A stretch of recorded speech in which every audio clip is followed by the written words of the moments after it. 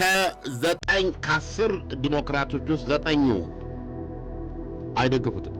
ጦርነት ከአስሩ ዘጠኝ ስህተት ነው ብለው ያምናል። በዚህ ጦርነቱ እንኳን ከተጀመረ በየወሩ ነው እነሱ እንደምታውቀው የአንኤምፕሎይመንት ሬት ይለካል። የአዳዲስ ስራ ፈጠራዎች እንዴት ናቸው በሚል ማለት ነው። 36% ድሮፕ አሉ። የእስራኤልና የኢራን ችግር መሰረቱ ምንድን ነው?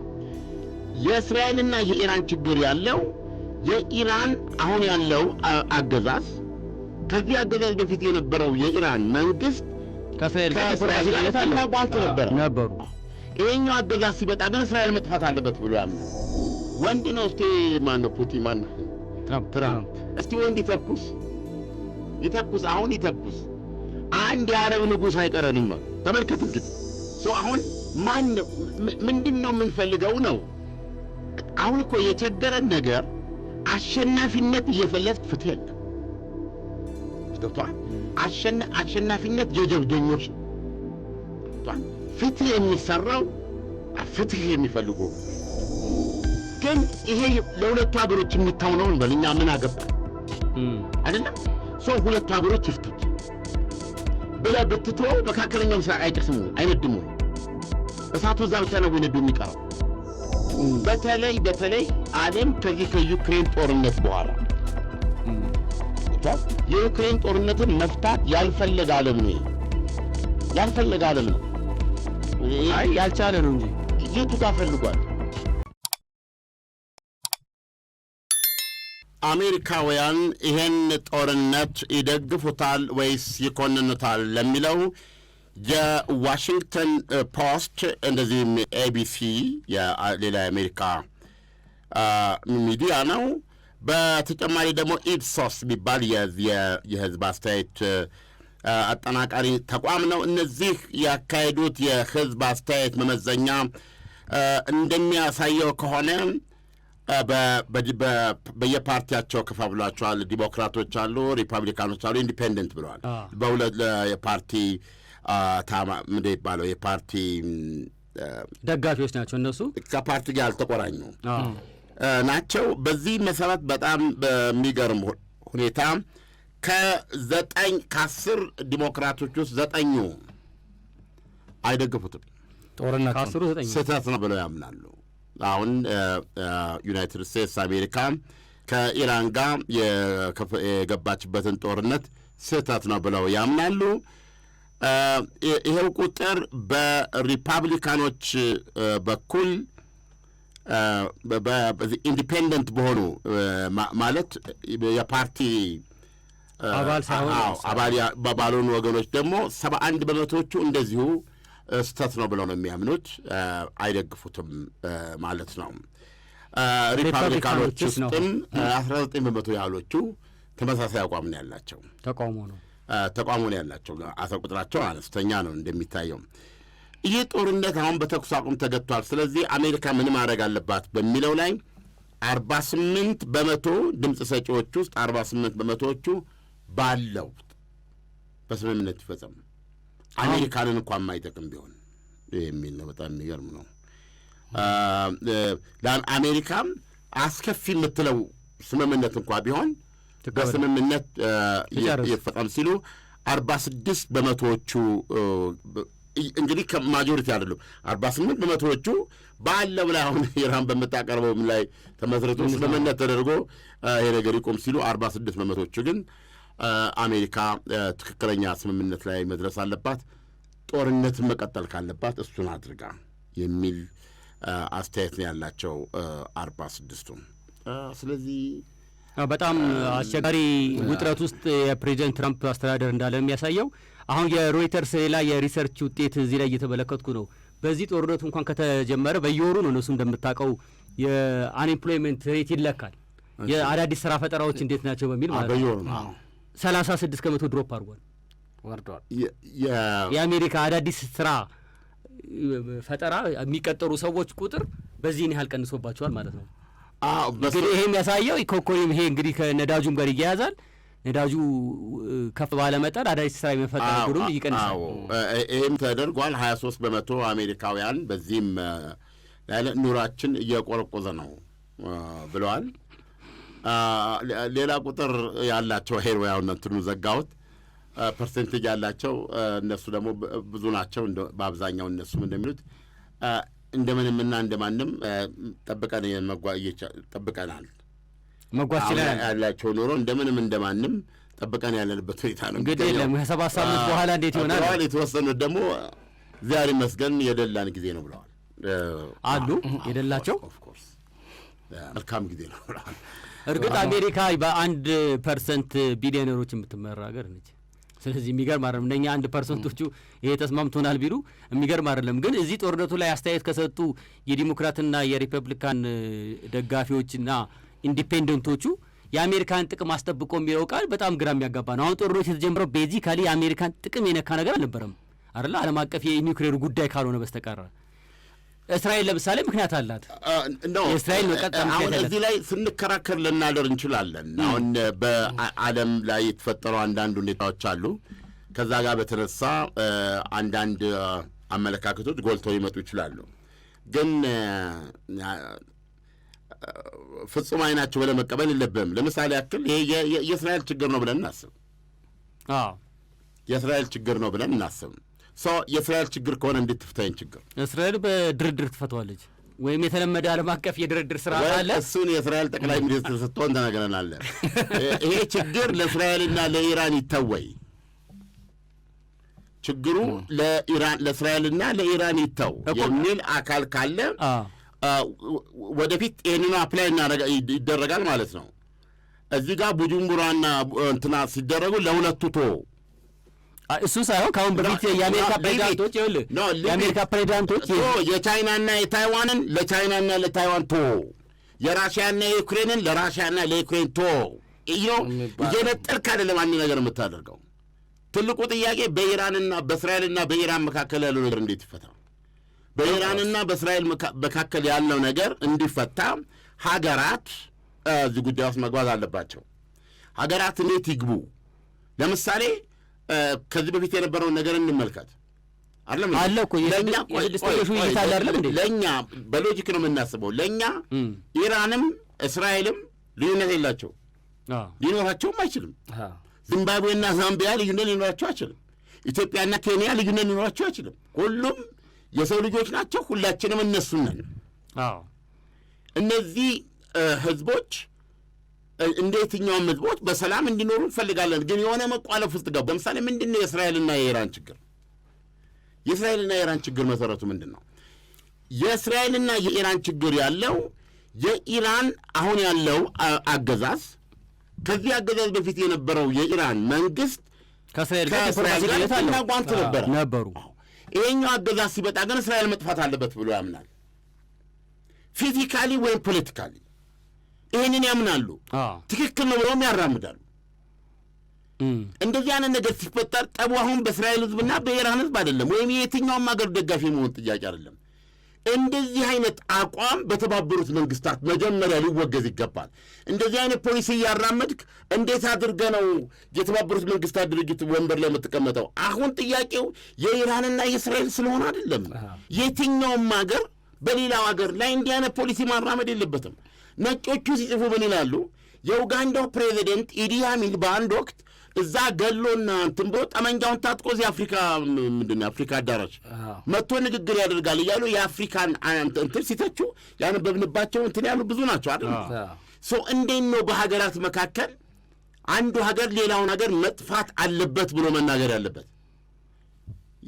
ፖለቲካሊ ይገባኛል። ፖለቲካሊ ከሆነ ምንም ችግር የለም። ለምሳሌ ፖለቲካሊ እንደ ስርዓት መጥፋት አለበት። እንደ ስርዓት ለምሳሌ ሊወገድ ይገባል። ነገር ግን እንደ ህዝብ እንደ ሀገር ይጥፋ ልትል አትችልም። ግን ይሄ ለሁለቱ ሀገሮች የሚታው ነው እንበል። እኛ ምን አገባን አይደለም? ሁለቱ ሀገሮች ይፍቱት ብለህ ብትተወው መካከለኛው ምስራቅ አይጨስም ወይ አይነድም ወይ? እሳቱ እዛ ብቻ ነው ነዶ የሚቀረው? ምንድን ነው መደረግ ያለበት? እንደምንመለከተው የተውሸለሸለ ምንም አቅም የሌለው ማናቸው ቦቢ ቻርልተን ናቸው። የእንግሊዝ እግር ኳስ አሰልጣኝ ነበሩ። አሰልጣኝ ብሔራዊ ቡድን ቦቢ ቻርልተን ነፍሳቸውን ይማር። በምን ላይ ነበር የእሳቸው አስተያየት የሰጡት? ጥርስ የሌለው አንበሳ ነው። የተባበሩት መንግስታት ድርጅት አይደለም የእንግሊዝን ቡድን ነው መሰለኝ የራሳቸው እንደዚህ አይነት ነገር ማለታቸውን አስታውሳለሁ። የተባበሩት መንግስታት ድርጅት እንደምትመለከተው ማንም ከቁም ነገር የማይቆጥረው ጥርስ የሌለው አንበሳው ነው አይደለም እንዴ? ጉተሬዝም ችግር የለባቸውም። ደሞዛቸውን ይወስዳሉ እንደ መደበኛ ስራ የሚወጥሳቸው እንጂ ኃላፊነት የላቸውም። ተጎትጉት እንኳ አይናገሩም። ምክንያቱም ከሳቸው ፊት የነበሩት መሪዎች እናውቃለን። እነ ፔሬዝ ሌኩሊያር የፔሩ ናቸው እሳቸው። ታዲያስ ያኔ የኢራቅና ያኔ የነበረ ጦርነት ግን የተባበሩት መንግስታት ድርጅት በጣም የተቆነሰረ እዛ ውስጥ እየገባ ችግር ለመፍታት ያላደረገ ያልሞከረው ጥረት የለም።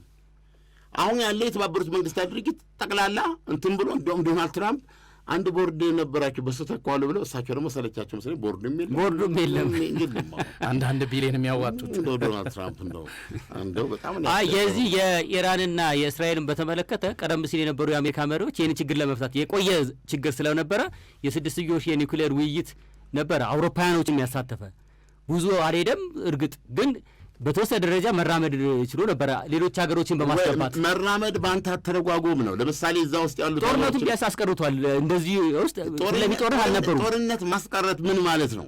ለምሳሌ በዛ ውስጥ የነበሩት የኦባማ ሀሳብ ነው እና በኦባማ ሀሳብ ውስጥ እነዚህ ሀያላን ሀገሮች የተካተቱበትና ኢራን ደግሞ ቢያንስ ምንድነው ለሰላማዊ መንገድ እንድትገዛ ቁጥጥር እንዲደረግ ለሰላማዊ ነገር እንድታምን እንደዚህ የሚል ነው። ኦኬ በዚህ ጊዜ ውስጥ እንግዲህ ሀገሮቹ እዛ ውስጥ ያሉት ራሽያ፣ ቻይና፣ ጀርመን፣ እንግሊዝ ጀርመን፣ እንግሊዝ፣ ራሱ አሜሪካና ፈረንሳይ ይሄ ነው። አሁን ይሄንን ሚክስ ውሰደው እንዳለ አሁን ባለው ለምሳሌ ግልጽ በሆነ ሁኔታ ቻይና እና እስራኤል ጥሩ ግንኙነት አይደለም ያላቸው። ዝርዝር ኪስ ይቀዳል። ጥሩ ግንኙነት የላቸውም። ራሽያ፣ ኢራን፣ እስራኤል ያላቸው ግንኙነት ለብዙ ምርምር የሚዳርግ ነው አይደለም። በተለይ ዓለም ከዚህ ከዩክሬን ጦርነት በኋላ ገብቷል። የዩክሬን ጦርነትን መፍታት ያልፈለገ ዓለም ነው። ያልቻለ ነው እንጂ የቱ ጋር ፈልጓል?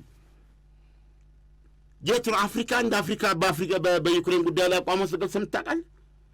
ቴልሚ ብዙ የአፍሪካ ስብሰባ ተደርጎ ሰምተህ ታውቃለህ? የላቲን አሜሪካ ኦኤስ ነው ምናምን የሚል ነገር አላቸው። ይሄ ነገር አሳሳቢ ነው ሲሉ ሰምተህ ታውቃለህ? በየትኛው የአውሮፓ ሀገር ነው ጦርነትን የሚቃወሙ ሰልፈኞች የዩክሬን ጦርነት ይቁም ብለው የተሰለፉት? አውሮፓ ላይ ነበረ። አውሮፓማ አላውቅም የት ነው? ጀርመን የእነሱ አሁን ይሄ የኔቶንም ተሳትፎ ብዙ የሚደግፉ አይደሉም። አውሮፓውያኖች ተጎትተው እንዲገቡ ይፈለጋል አይደል እንዴ? ወደ ጦርነቱ እንዲገቡ አሜሪካም እንዳሁኑ አይነት በህዝብ የተደረገ ምንትሴ ጋዜጣ ያደረገው የህዝብ አስተያየት መመዘኛ ብለህ ጥቀስልኝ። በዩክሬን ጦርነት ላይ ጦርነቱ መቆም አለበት ብሎ የአስተያየት ሰጥ የአውሮፓ ሀገር አላውቅም። ከከባድ ይቅርታ ጋር እንዴ አሁን እኮ ብታምንም ባታምንም በትክክል እግዚአብሔር በትክክል መኖሩን በቀጥታ በህይወታችን መክክል መኖሩን ያወቅኩበት ጊዜ ነው የምነግርህ። እንደ ሰው ቢሆን እኮ ጠፍቷል እኮ ያለ አይደለም እንዴ? ጉድጓዳቸው የተማሰልጣቸው የራሰ ጆ ባይደን እኮ ተያይዘን ምንድን ይባሉ መጽሐፍ ቅዱስ አርማጌዶን የምንገባው እያሉ ነው ይናገሩ የነበሩት። በእሳቸውና በራሽያ መካፈል አጋይ በሳት ነው ማቃጠል ነበር የሚሉት ፑቲን ምንድን ነው አያትና ቅድመ አያትን በቀምሰው በማያውቁት ነው እንዴት ነው የምትረዳው እንዴ? ይሄ እኮ በጣም እውነቱን ልንገርህ የለም እኮ። ስለዚህ ይሄ በሆነበት ሁኔታ ሌትስ አስዩም አሁን ለምሳሌ እስራኤል ኒውክሊየር አላት የላትም የሚለውን እሷ አታረጋግጥም። የላትም ብትልም አለኝ ብላ አትከራከርም። አላትም ብትልም ደጋረኩ አትልም። ሌትስ አስዩም ኒውክሊየር አላት። ገብቷል። እዚህ ጋር ደግሞ እነሱ መጥፋት አለብሽ ይሏታል። ይሄ ጉዳይ ገለል ተብሎ ለሁለቱ ከፈት ምን እያልክ ነው? አሁን እኮ ይሄ በሁለቱ መካከል ያለውን የጦርነት ስሜት እኮ ማቆም የሚቻልባቸው የድርድር መንገዶች ብዙ ናቸው። እድል ስላልተሰጠ ነው እንጂ አንዱ ቅድም የጀመርነው የስድስትዮሽ ውይይት አለ። ሁለተኛ የተባበሩት መንግስታት ድርጅት አለ። እነኚህ ተቋማት ፋንክሽን ማድረግ ስላልቻሉ አሁን ወደ ጦርነት የተገባው። ከጦርነቱም በኋላ ደግሞ ወደ ኋላ መመለስ አልተቻለም። የጦርነቱ ምክንያት አሁንም ቢሆን የኢራን የኒውክሌር ፕሮግራም መሆኑ ግልጽ ነው። አሁንም ቢሆን ጦርነት የተጀመረበት ምክንያት ከዛ ለሌላ ነገር ተረፈን ማለት ነው ለእኛ። ለምሳሌ የኢራን እና የእስራኤል የኒውክሌር ጦርነት እኮ ወይም ደግሞ የፕሮግራማቸው ችግር ሌሎች ያነጋገሩ ችግር ላይሆን ይችላል። በየዕለቱ አክቲቪቲ የሚደረግ ነገር አለ። አሁን እስራኤልን የመደገፍ ኢራንን የመደገፍ አይደለም። አስቸጋሪ ነው እውነቱን መናገር በአሁኑ ጊዜ አስቸጋሪ ነው። ምክንያቱም ሁሉ የልጆች ድሮ ስንጫወት ማለት የቡድንና የቡድን አባቶች ከምናምን ምንድን ነበረ ከምናምን አየር በራሪ በምድር ተሽከርካሪ የትኛው ይሻላል? አየር ተሽከርካሪ እዚህ ነኝ። ከዛ ሹሌ ትጋጠማለህ። ይሄን አሁን አለ ዓለም በዚህ ደረጃ ወርዷል። ዓለም ሰው የሚፈልገው መቧደን ነው። በነገራችን ላይ ፍላስፎች እኮ ይላሉ ሰው ብቻውን ከሚሆን ተዋርኖ በአንድ ቡድን ውስጥ ሊሞት ይቻላል ይለዋል። እንደዚህ አይነት ባህሪ አለብን። እውነትን ለመነጋገር አንችልም። አሁን እውነቱን እንነጋገር ከተባለ ምንድን ነው መጀመሪያ የትኛውም ሀገር ሌላውን ሀገር መጥፋት አለበት አጠፋዋለሁም ብሎ ማለት የለበትም። ይሄ እኮ በተባበሩ እንደ ፖሊሲ ማስቀመጥ የለብህም። እውነቱን ለመናገር ብዙ ጊዜ ደግሞ እንደዚህ የሚሉት የራሳቸውን ጉዳይ አልፍቱ ናቸው። አለም እንዴ ዓለም እኮ በተሻለ መንገድ ለምሳሌ የእስራኤልና የፍልስጤም ጉዳይን እንመልከት። ለእስራኤልና ለፍልስጤም ከማንም የተሻለ የሰሩ ገብተዋል። በዙሪያ ያሉት ሀገሮች አይደሉም፣ እስራኤሎችና ራሳቸው ፍልስጤሞች ናቸው። እነሱ ናቸው የኦስሎ ስምምነት ተፈራረሙት። ይህን የተፈራረሙ ሰውዬ እኮ ያሲር አረፋት ናቸው። ልታውቃላቸው ነው። ያሲር አረፋት ምን ህይወት አላቸው? ከፍልስጤም ትግል ውጭ ምን ህይወት አላቸው? ንገረኝ። ኢሳቅ ራቢን የሞቱበት አይደለም? ጥይት የተቀበሉበት አይደለም? ምን ትፈልጋለህ? ከእነሱ የበለጠ ያው አሜሪካ አለች በባህል ምንም ጥርጥር ክሊንተን ትልቅ ሚና ተጫውቷል። ቢል ክሊንተን ትልቅ ሚና ተጫውቷል። አሁን ምንድን ነው የምንፈልገው ነው? አሁን እኮ የቸገረን ነገር አሸናፊነት እየፈለግክ ፍትህ የለም። ገብቶሃል? አሸናፊነት የጀብደኞች ነው። ገብቶሃል? ፍትህ የሚሰራው ፍትህ የሚፈልጉ ወገኖች ናቸው።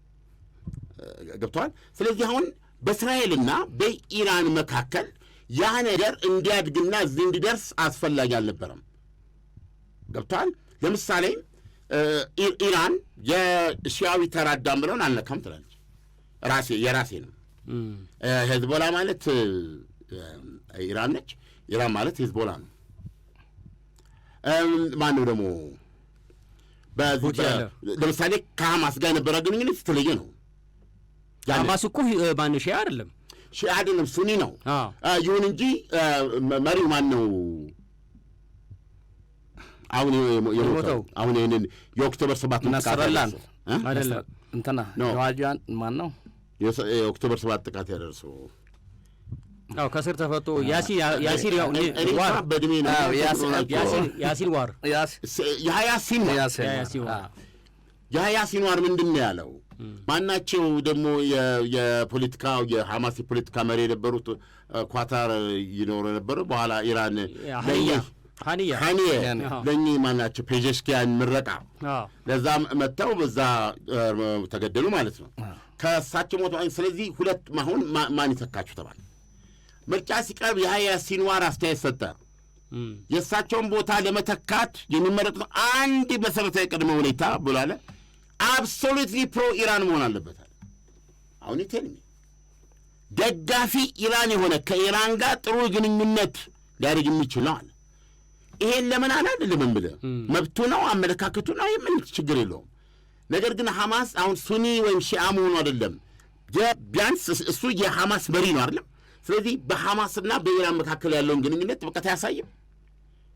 በኋላ እነሱም ሲገመግሙ የዚህን ያህል ጥብቀት ከኢራን ጋር ያለው ራሱ ነው በዋነኛነት። ስለዚህ ሁለቱንም ደርቦ የሐያ ሲንዋር ያዘ ማለት ነው። የሐያ ሲንዋር በጋዛ የፍልስጤን መሪ ነበር። በጋዛ በጋዛ በውጭ ደግሞ እስማኤል ሀኒየ ነበር። አሁን ሁለቱን ጠቅሎ ማን ያዘ? እሱ ያዘ ማለት ነው። ስለዚህ ልክ ነው። ሀገሮች በመብቱ ነው።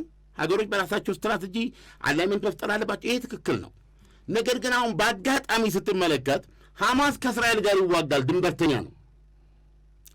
ሄዝቦላ ከእስራኤል ጋር ይዋጋል ኦን ዴይሊ ቤዝስ አይደለም። ከሌባነን ሊባኖስ ከእስራኤል ጋር አለ የምትዋጋው፣ ሄዝቦላ ከእስራኤል ጋር ነው የሚዋጋው። አሁን እንደዛ ሲሆን በጀርባ ደግሞ እዛ ስታነብ ለምንድን ነው ቅጥያውን የምንዋጋው? ዋናው የባቡር ራስ ያለው እዛ ኢራን አለ፣ ከኢራን ጋር አንዋጋም የሚል ግፊት አለ እዛ እስራኤል ውስጥ ደግሞ አለ። ከእስራኤል ጋር ሁሌ ከሄዝቦላ ጋር ሁሌ ትዋጋል።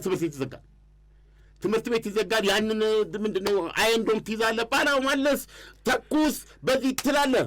የእስራኤል ደቶች ይሄዳሉ፣ ይደበድባሉ። ሊባኖስ ትላለች፣ ሊባኖስ አላለቀም ትላለች። በዚህ ደግሞ እንደገና እንትን ትላለች። አሁን ያለ ሁኔታ እንደዚህ አይነት ነገር ነው። ስለዚህ አሁን ኢራን ለብዙ ጊዜ እስራኤልን እየወጋች እሷ አትወጋም ነበር። ለምን? የሚዋጋው ሄዝቦላ ነው። አንድ ጥይት ወደ ኢራን አይመጣም ነበር። ሰው እነዚህ ሁለት ሀገሮች መካከል ያለው ነገር እየገፋ እየደደረ መጥቶ ኦክቶበር 7 መጣ። አሁን ከኦክቶበር 7 በኋላ ነው እስራኤልና ኢራን አይን ላይ የታዩት። እንደዚህ ሁለት ሀገሮች ለራሳቸው ይተው ቢባል ውጤቱ ምንድን ነው? ገብቶሃል? ለሁለቱም ኬራ እናደርግም። ስለዚህ በመካከል ጦርነትን በሚያስቀር መልኩ በሁለቱ ሀገሮች መካከል የመጠፋፋት ፖሊሲ መጥፋት ነበረበት። ስለዚህ ምን ጊዜ ዓለም አስፈላጊ ነው ልልህ ነው። አንድ ጉዳይ በሁለት አሁን አሜሪካ እዚህ ውስጥ ገብታለች በዶናልድ ትራምፕ። አገባቡ ይለያያል። ከዚህ በፊት ቢል ክሊንተን ገብተዋል አይደል? በዚህ ጉዳይ ቢል ክሊንተን በዚህ ጉዳይ ሲገቡ ኦስሎን ፈጠሩ። ስለዚህ አገባቡን የሚለያዩ አሁን ለምሳሌ ልንገርም ያለው ይሄ ጦርነት ይቆማል አይቆም የሚል ጥያቄ ስታነሳ ማለት ነው። አሁን 48% የአሜሪካ ሕዝብ ውጤቱ ምን የሚሆን በቃን፣ ኢራን ባቀረበችው እንስማማ አለ። ኦኬ፣ እውነታቸው ነው። በአንድ በኩል ዶናልድ ትራምፕ የተለየ ይሄን መደራደር ይችላሉ። ማናቸው ዶናልድ ትራምፕ ስለ አሜሪካ ከኢራን ጋር ቁጭ ብለው ኦኬ፣ እኛ መርከቦች እንደ ልብ ያልፋሉ፣ ለእኛ መጣ መርከብ እሱን አትፈትሹም፣ አትለኩም፣ አንከፍልም። እቺ መስማማት ብቻ ይበቃቸዋል። ሌላው ስትላቸው የሄዱ ሀገሮች ይደራደሩ፣ ይደራደሩ። ገብቶሃል? ለምሳሌ እኛንም ማለት እኮ ኢራን ቭላዲሚር ፑቲን በቤተ መንግስት እያሉ ውጭ ጉዳይ ሚኒስትሯ ልካል ነግራቸዋለች። የራሽያ መርከቦች በአበባ እየተነሰነሰባቸው ነው የሚያልፉት፣ ስሙን አይከፍሉም፣ ምን አይከፍሉም ብላ ነግራቸዋል። ኢራቅንም ነግራለች። ለኢራቅ ጠቅጠቅ አድርገሽ ጫንሽ ማለት ትችያለሽ። ይህ ነው ምንም ሀሳብ ሳይኖርብሽ አሉ። ገብቶሃል? እያለች ሀገሮች ጠርታለች። ቻይናም አለች። ኦኬ ሌት ያንን ዓለም እንቀበላ ኢስ ጉድ። ከዛ በኋላ ግን ይሄኛ አያልፍም ትላለች፣ ወይም ደግሞ $2 ቢሊዮን ትከፍላለች። እንዴት ነው የምታደርገው? ስለዚህ ከዚህ ሁሉ ወደ ነበረው እንመለስ ነው አይደለም? ኢራን ደግሞ አልመለስም፣ አሁንም አድምቻለሁ፣ አውድማችሁኛል እኮ ያደሟት እኮ እኛ አይደለንም እኮ ካደሟት ላይ ማግኘት የምትችለው ነገር ታገኛለች እኮ። አሁን እኮ አንተ እንድትገባ ነው። እንዴት ትገባለህ አንተ እዚህ ውስጥ ነው የእኔ ጥያቄ። አውድማችሁኛል፣ ካሳ ስጡኝ አለች። በዚህ ገብቶሃል? ኦኬ ካሳ ስጡኝ አለች። ሁለተኛ በቃ ያወቅሁት ነገር ይሄ ድንበሯ ነው፣ መሬት ነው። ይሄም እንደሆነ አለቅም አለች እሷ። ስለዚህ አሁን አለቅም ብላ ለምሳሌ ያቀረበችው ጥያቄ ምንም አይነት ኢንተርፌረንስ አላረግም በሚያልፈው ውስጥ በመርከቦቹ ላይ አልፈትሽም። አዎ፣ ነገር ግን እንትን አስቀምጣለሁ፣ ገንዘብ ማስቀመጫ አለ እሷ ላይ 2 ሚሊዮን እያልኩ እሱ እንኳ ብሩ ላይ ትከራከራለህ እንጂ ትልቅ የማልፈልገውን መርከብ እፈትሻለሁ ብላለች። እዚህ ውስጥ ብዙ ጣጣ አለ። ስለዚህ ወደድክም ጠላህም ዘ ፓሽንስ በቃ አንድ ሌላ እያለ ሀገር የተነሱ ማለት ነው። አሁን ትናንትና የሰጡት መግለጫ ምንድን ነው? አንድ የኢራን ፓርላማ የዚህ ወታደራዊ ምናምን ኮሚቴ አባል ናቸው። ወንድ ነው። እስቲ ማን ነው? ፑቲን ማን? ትራምፕ። እስቲ ወንድ ይተኩስ፣ አሁን ይተኩስ። አንድ የአረብ ንጉሥ አይቀረንም አሉ። ተመልከት እንግዲህ ይህንን ያልሰሙ ሰዎች ይኖራል። አንድ የአረብ ንጉሥ በስም መጥራት ይችላል። እነዛ ንጉሶች እነማን ናቸው? በንጉሥ የንጉሥ ሀሰን ልጅ ነው ይወዳነባል። አንዱ ሳውዲ ነች። የሳውዲ አልጋ ወራሽ በስም ነው የተጠራው። የማነው? የተባበሩት አረብ ኤሚሬት፣ ኩዌት፣ ራሷ ኩዌት ኢሚር ማን ናቸው? ከሳዳም ሁሴን የተረቡት አሉ። እንዴት ሳቸው አልሳባ የሳቸው ልጅ በጣም አልሳባ የምትለው ቤተሰብ እና ኳታሮች ቅርበት ያላቸው ስላላቸው አላቅም። ነገር ግን ምንድን ያሉት ወይ ንጉሶቹን እንገላለን ወይ አንድ ቤተ መንግስት አይኖራቸውም አሉ። ወደ ሲኦል ነው የምንልካቸው አሉ። ይሄ ተሰርቷል ዜናው። ምን ማለት ነው? ምንድነው እዛ ውስጥ እየተፈጠረ ያለው ነገር? ስለዚህ ይሄ ሁኔታ እንዲስተካከል ዓለም ሊተወው አይችልም ነው። ምን አይነት ሁኔታ ለሁለት ሰዎች ከታርክ ይተላልቃሉ እኮ። አሁንም እኮ የጦርነቱ ከተጀመረ በኋላ ተደራዳሪዎቹ አሜሪካና ኢራን ናቸው። አሁንም ሰላም የሚያመጡት እነሱ ናቸው ተብሎ ነው የሚታሰበው። አሜሪካና ለምሳሌ አሜሪካ የእስራኤልንም ጥቅም ታስጠብቃለች። ይሄ መሆኑ ግልጽ ነው። አሁን ትልቁ የእስራኤል ጥቅም መጠበቁ ወይም አለመጠበቁ አይደለም። የእስራኤል ጥቅም ምንድን ነው? የእስራኤል ጥቅም ሌሎችን የሚጎዳ ከሆነ መጠበቅ የለበትም። ግን የእስራኤል ጥቅም እዚህ ላይ ምንድን ነው? በጦርነቱን ለማስቆም ለምሳሌ የሊባኖስ ጠቅላይ ሚኒስትርና ፕሬዚደንት ምንድን ነው ያሉት? እሳቸው በማገባን እንዴት አያገባቸውም? የህዝቦላ ዛር ለሞይ ያለው አሁን ድርድር ያሉትን እኮ ነው። ይሄን ጦርነት የምንዋጋው እኛ ምን ሆነን ነው? ለምንድን ነው ሁሉ መንደር ባዶ የሚሆነው? በማለት ሄዝቦላ ማዘዝ አይችሉም። እነሱም እውነቱን ነው መነጋገር ያለብን። የሊባኖስ መንግስት ሄዝቦላ ማዘዝ አይችልም፣ አለበለዚያ ድብልቅ ያለ እርስ በርስ ጦርነት ነው የምሰጥ ብሏቸዋል አይደል? ይሄ ሪያሊቲ ያለ የሊባኖስን ታሪክ 20 እና 30 ዓመት አልፈሄድ እስቲ ማንም ሰው ሊባኖስ ገብቶ ያንብብ። ሊባኖሶች ምን አይነት ህዝቦች ነበሩ? ምን አይነት ማለት ነገር የሚገርም ነገር ነው የምታየው። ስለዚህ አሁን ጦርነት ሊቆም የሚችለው ጦርነት እንዲቆም የሚፈልጉ ኃይሎች ሲበዙ ነው። አየህ፣ ይሄ ባለበት ሁኔታ የኢራንና ኦኬ አሁን የአሜሪካ ህዝብ የሰጠው ውሳኔ አለ 48 በመቶ በቃ በዚሁ ተስማመዋል። ዶናልድ ትራምፕ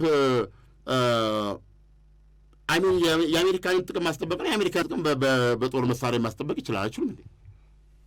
የአሜሪካንን የጦር መርከቦች እንዳትነካ ማለት ይችላል። ምንድን ነው የነዳጅ ጫኝ መርከቦች ከነካ ይደበድባል። በዚህ ማስከበር ይችላሉ አይደለም? ኦኬ ይሄ ለቀሪው ዓለም ችግር አይደለም። የቀሪው ዓለም በራሱ ይደራደር። ከጦርነቱ በፊት ከሆነ ምንም ችግር አልነበረም። አሁን ከጦርነቱ በፊት በነበረው እኮ ማንም ማለፍ ይችላል አይደል እንዴ? ወደ እሱ እንመለስ ከሆነ ጥሩ ነው። ኦኬ ከጦርነት በፊት ወደ ነበረው እንዳ ማንም አይፈተሽም፣ ማንም አይከፍልም። ለምሳሌ ኢራን 440 ምንድነው ኪሎግራም 60 በመቶ የበለጸገ ዩራኒየም አላት። ይሄንን ዩራኒየም በ10 ቀን ውስጥ ከ10 እስከ 11 በሚደርስ ጊዜ ውስጥ ወደ 90 በመቶ ማለት በሌላ አነጋገር አቶሚክ ቦምብ 11 አቶሚክ ቦምብ ሰራች ማለት። ስለዚህ 11 አቶሚክ ቦምብ ለመስራት የ10 ቀን ጉዳይ ነው። ከዛ በኋላ ወደ ወርሄድ ለማድረግ 2 ወር ወይም 3 ወር ይፈጃል ይላል። አሁን ሌትስ ሊቭ ኢት በዚንቶ በዛ በኩል ደግሞ ማነች? በዛ በኩል ደግሞ እስራኤል ይሄማ ከሆነ አለቀልኝ፣ እኔ አንድ የበሬ ግንባር ነው የማክለው፣ እናንተን እናነዳለን የሚል መንግስት ነው። እሷ ደግሞ 1 2 3 ኒውክሌር ቦምብ ቦታል ዝም ብዬ ነው እንዲመለክተው እዛ ሳይደርሱ ብላ እዛ ተኩስ ቢገቡስ እንዴት ነው የምታደርገው? አሁን እኮ ምንድን ነው የኢራን የኒውክሌር ፕሮግራም እኮ እንደሚባለው ምዕራባውያን በሚነግሩን ደረጃ ነው አይደል እንጂ ኢራን በይፋ የተናገረችው ነገር የለም። ከጦርነቱ በፊት እኮ 10 ቀን አታ ነው 90% ያላደረሰችው። አሁን ትልቁ የኢራን የኒውክሌር ፕሮግራም አይደለም፣ እንደ ፖሊሲ በእስራኤልና በኢራን መካከል በድርድር ነው ያለው ነገር። መጀመሪያም ሲጀመር ነው የምነግርህ፣ ማንኛውም ሀገር በሌላኛው ሀገር ላይ ይጠፋል አይጠፋም የሚል ብሎ የተባበሩት መንግስታት ላይ ደግሞ እንደ አንድ አባል መቀመጥ የለበትም ነው። ይሄ ራሷ እስራኤልን ይመለከታል። ገብቶሃል? ራሷ እስራኤል ኢራንን አንድ እጄ ነው የምነደው ኢራን የሚባል ሀገር አይኖርም ብላ ከሆነ የተባበሩት መንግስታት ድርጅት መሄድ የለባትም። ቢያንስ በፖሊሲ ደረጃ መከተል የለባትም።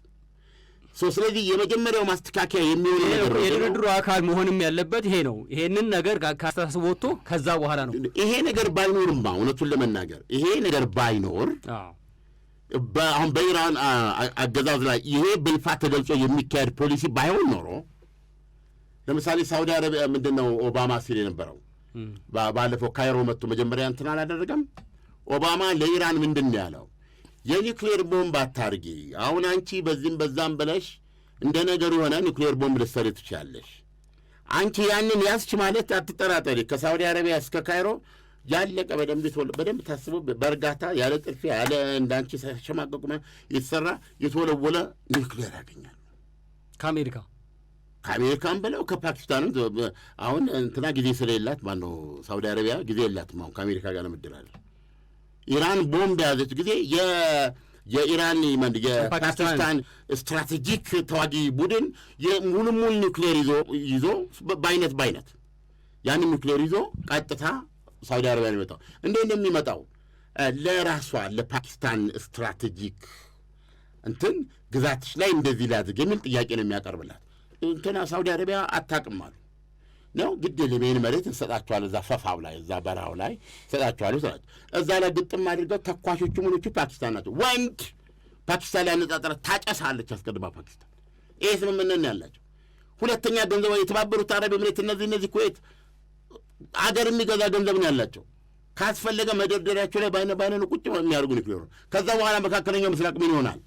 የኒውክሌር መናኸሪያ አባባሉ ገብቷል።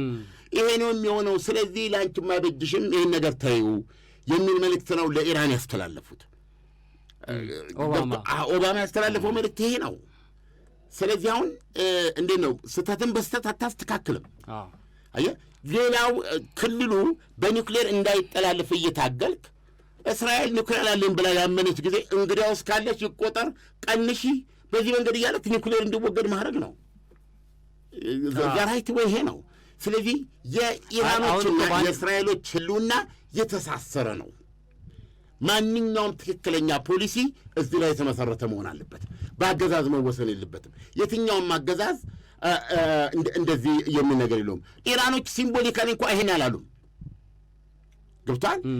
ለፍልስጤሞች ሀገርነት እታገላለሁ ያስኬዳል፣ መታገልም አለባቸው። በዚህ ኩነኔ የለም።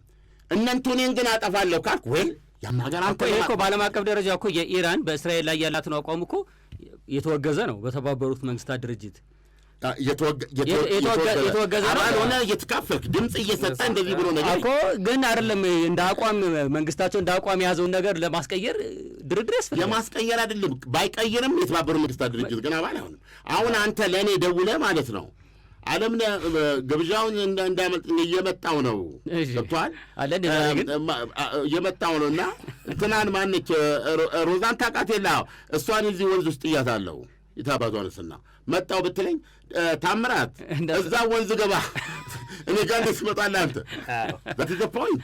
ስለዚህ ይሄንን ነገር የኢራን ራሱ ክርክሩም እንትኑ መሆን ያለበት አዜ ፖሊሲ እንደዚህ አይነት እንጠፋፋለን የሚሉ ፖሊሲዎች እኮ አሁን እዛ ላይ የማተኮር ነገር አሁን ብዙ ጊዜ ድርድራቸውንም ተመልክተህ ከሆነ እኮ በአሜሪካም ሆነ በእነኚህ በስድስቱ ሀገሮችም ጋር ድርድር የኢራን የኒውክሌር ፕሮግራም ነው ትልቅ ኢሹ የሆነው አይደለ? አንዱ ኢሹ አንድ ሀገርን ሌላ ሀገርን አጠፋለሁ የሚለው ነገር መጀመሪያ መቋም አለ። እሱ ቆሞ እንኳን ቢሆን ኒውክሌር ቢኖረው ችግር ባልነበር። ያቺ ነገር አልኖረች ቢሆን ኖሮ እስራኤል እንደዛ ብትል ምን አገባሽ ታዲያ አንቺ? ታዲያ ዓለም ኮንሰርን ይሁና ዓለም በቃ ይሄ በዓለም የኒውክሌር መከላከያ ነው ምናምን የምትለው ይሄ ምንድን ነው የተባበሩ በእንትን ላይ እንደ ማንም ያለ ነገር ድምፅሽን አሰሚ እንጂ ሞቼ እገኛለሁ ማለታችን ትላታለህ። ግን አሁን አጠፋሻለሁ ብለው ካሏት እንዴት አድርጋ ነው የእሷ ጉዳይ የማይሆነው? አሁን ለምሳሌ ልንገር በእስራኤሎች እያሉ ያሉት ወይም ይሄ ጦርነት አሁን እንደምናየው ይህንን 44 ምንድን ነው 440 ኪሎ ግራም የሆነ 11 አቶሚክ ቦምብ የሚያሰራውን ነገር ዶናልድ ትራምፕ ምን ብለዋል? አንድ ቀን ብድግ ብለው ኢራን ብለውኛል እሰጧቸዋለሁ ስላለን ብለዋል። አሁን ደግሞ እንደሰማሁት እንደዚህ ምንም ድርድር አያስፈልግም። እንግዲህ ዶናልድ ትራምፕ ኪንግሊ ናቸው። በተድላ ነው ንግስናን እሳቸው በተድላ አይን ይሄን አሉ። አሁን እስራኤል ያለችው ምንድን ነው? ይሄ ጦርነት አሁን ያደረግነው የ40 ቀን ጦርነትም ሆነ ከዛ በፊት የተካሄደው ጦርነት ይሄ ነገር ከኢራን እጅ ወጥቶ የማይሰጥ ከሆነ ይኸው እስካሁን የተደረገው ጦርነት በዜሮ የሚባላል ምንም ፋይዳ የለውም። ገብቷል። ስለዚህ ባሌን በጦሬ እንደገና ገብቼ ወታደር እዛው አዝምቼም ቢሆን ይሄን ማውጣት የኔ ኃላፊነት ነው የሚል ነው። ገብቷል። ስለዚህ አሁን ምንድን ነው እንዴት አድርገን እዛ ያለውን እሳት የምታጠፋው? ጭራሽ አሁን የኢራንን አገዛዝ ካየ አሜሪካና እስራኤልን መጀመሪያ ያሰቡት ታታታ አድርገን አንገቱን ብለን ያበቃል ከዛ ብለው ነው አይደል? አልሆነም። እንደውም አሁን የሆነም እንደ ያሁን ይባስ ነው። አሁን ያሉት ከበፊቶቹ ያሁን ይባስ ነው የመጣው። ስለዚህ እንደ አጠቃላይ የዓለም ችግር እሳቱ እየተጋጋለ ነው የመጣው። ይሄ እሳት ለምን ተጋጋለ ብትል ወይ ልክና አሜሪካ ኦኬ ሌትስ አሜሪካ ለእስራኤል ሲሉ የተዋጋችው በታምንም ባታምንም ቻይናና ራሽያ ደግሞ ለኢራን ሲሉ ከጀርባ እየተዋጉ ነው ፎርስ። ስለዚህ አሁን ሁላችንም ወደ አደጋ የሚያጋልጠን ሁኔታ ነው ያለው በእስራኤልም በኩል ያለውን አመለካከት አሁን ነገር ያለው ይሄ ነው። አይሆንም የሰዎች ህይወት ቀለም የለውም፣ የሰዎች ህይወት ስም የለውም። የሰዎች ህይወት ሁሉ አንድ አይነት ነው። ገብቶሃል? የሰዎች ህይወት በዩኒፎርም አይመደብም። ኢዳዝም ማተር ያ ሰውዬ ክርስቲያኑ ነው ሙስሊም ይሁን ይሁዲ ይሁን ወይም አረብ ይሁን ወይም በዚህ ዓለም ላይ ከኔ በላይ ንፋስ ብሎ የሚያምኑ ሌላ ሰው አይንካ። የመኖር መብት አለው፣ የመደሰት ራሱን አክብሮ የመኖር መብት አለው። ገብቶሃል? ዩኒፎርም ለብሰን ቀይ የለበሱት በአንድ በኩል ነጭ የለበሱትን የሚያጠቁበት ሁኔታ ስቲል የኮማድና አስተሳሰብ ነው። ሰዎች ማንም ስለሆኑ አይደለም፣ ማናችንም ለሌላው ስጋት የሚሆን መብት የለም። ይሄን ያወቅን ጊዜ የራሳችን ሰላም ተከብሯል። ልቦና ይስጠን።